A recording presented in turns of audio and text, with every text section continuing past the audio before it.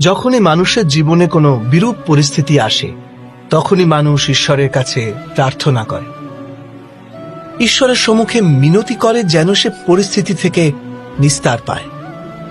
কিন্তু এই প্রার্থনার বাস্তবিক রূপ কেমন হয়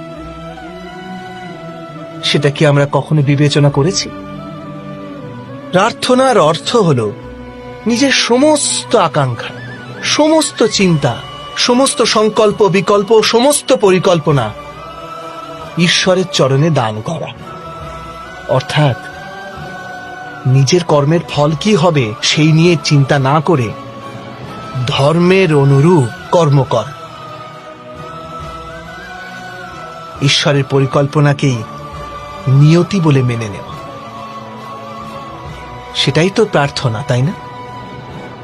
কিন্তু ঈশ্বরের সমস্ত পরিকল্পনা বোঝাটা সম্ভব কি?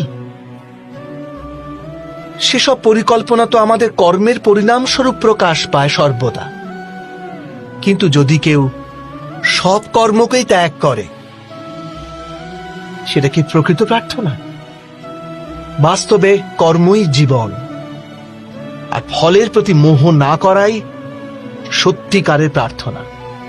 যে প্রার্থনা কর্মের পথে বাধা হয়ে দাঁড়ায়, মানুষকে কার্যই করতে না দেয়, সেটা প্রার্থনা না পরাজয়?